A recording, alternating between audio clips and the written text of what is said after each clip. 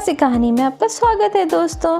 तो आइए आज देखते हैं कि शेख चिल्ली अपना मनपसंद काम पतंग उड़ाना कर रहे हैं और साथ में क्या गुल खिलाते हैं। आइए जानते हैं।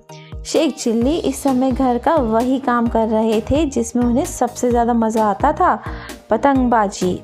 वो इस समय अपने घर की छत पर खड़े थे और आसमान में लाल और हरी पतंगों को उड़ने का मज़ा ले रहे थे। शेख की कल्पना भी उड़ान भरने लगी। वो सोचने लगे कि काश मैं इतना छोटा होता कि पतंग पर बैठकर हवा में उड़ पाता। बेटा तुम कहाँ हो? उसकी अम्मी ने धूप की चौंध से आंखों को बचाते हुए छत की ओर देखते हुए कहा। बस अभी आया अम्मी, शेख ने कहा।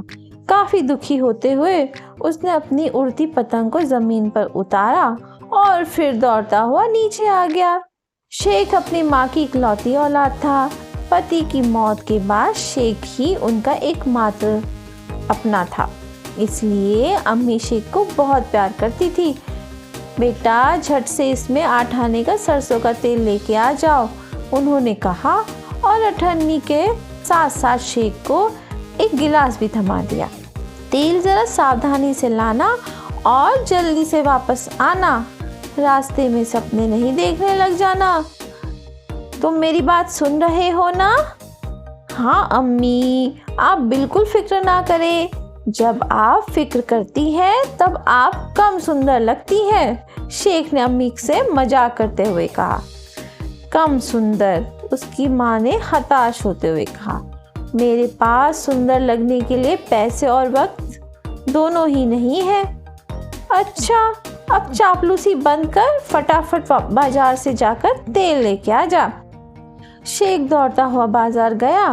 वैसे तो आराम से बाजार जाता, परंतु उसकी अम्मी ने उससे झटपट जाने को कहा था, इसलिए वो दौड़ कर गया।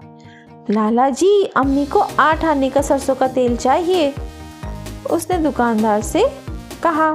उसके बाद उसने दुकानदार को गिलास और सिक्का दोनों थमा दिया।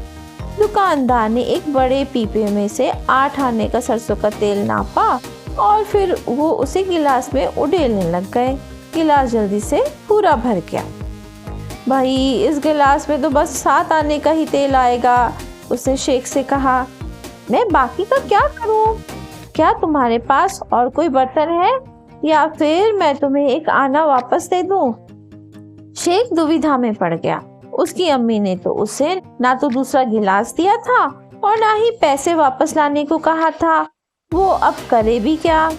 तभी उसे एक नायाब तरीका समझ में आया। गिलास में नीचे एक गड्ढा यानी छोटी सी कटोरी जैसी जगह थी, बाकी तेल उसमें आसानी से समा जाएगा। उसने खुशी खुशी तेल से भरे गिलास को उल्टा किया, सारा तेल बह गया। फिर शेख ने गिलास के पैंदे में बनी छोटी कटोरी की ओर इशारा किया। बाकी तेल यहाँ डाल दो, उसने कहा। लाला तेलीराम को शेख की बेवकूफ़ी पर यकीन ही नहीं हो रहा था। उन्होंने सिर हिलाते हुए शेख की आज्ञा का पालन किया। शेख ने गिलास को सावधानी से उठाया और फिर वो घर को चला गया। रास्ते में जाते समय लोगों ने शेख की बहुत मजाक उड़ाई, लेकिन शेख पर इस बात का कोई फर्क नहीं पड़ा। जब वो घर पहुंचा तब उसकी माँ कपड़े धो रही थी। बाकी का तेल कहाँ है? माँ ने गिलास के पेंदे की छोटी कटोरी में रखे तेल को देखकर पूछा। यहाँ। शेख ने गिलास को सीधा करने की कोशिश की और ऐसे करने के दौरान बचा खुचा तेल भी बहा दिया। बाकी तेल यहाँ था अम्मी जान, मैं सच कह रहा हूँ। मैंने लाला को तेल इसमें डालते हुए देखा था। वो कहाँ चला गया? जमीन के अंदर। बेवकूफ, तुम्हारी इन बेवकूफ़ी भरी हरकतों से तो मैं परेशान हो चुकी हूँ, उसकी अम्मी ने गुस्से में कहा। क्या तुम्हारी बेवकूफ़ी का कोई अंत भी है? शेख ने खुद को बहुत अपमानित महसूस किया। मैंने बिल्कुल वही किया था जो आपने मुझसे करने को कहा था। आपने मुझसे इस गिलास में 8 आने का तेल लाने को कहा था और वही मैंने भी किया। गिलास छोटा होने पर मुझे क्या करना है यह आपने मुझे नहीं बताया था और अब आप मुझ पर नाराज हो रही हो। आप गुस्सा ना करें अम्मी, जब आप गुस्से में होती हैं तब आप अगर तुम मेरे सामने से तुरंत दफा नहीं हुए तो मैं तुम्हारे चेहरे को खूबसूरत बना दूंगी, अम्मी ने झाड़ू उठाते हुए कहा। मेरी सहन शक्ति की भी एक सीमा है, जबकि तुम्हारी बेवकूफ़ी असीमित है। शेख अपनी पतंग लेकर लपक कर छत पर गया। माँ दुखी होकर दोबारा कपड़े धोने लग गई। उन्हें अब तेल लाने के लिए खुद बनिए की दुकान पर जाना पड़ेगा।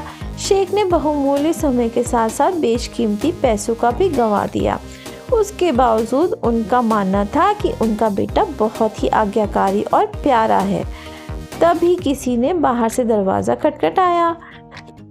लाला तेलीराम का छोटा लड़का तेल की बोतल लिए खड़ा था। बुआ जी, यह आपके लिए है, उसने कहा।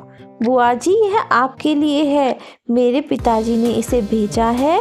जब शेख भैया ने तेल से भरे गिलास को उल्टा किया तो किस्मत से तेल वापस पीपे में जा गिरा।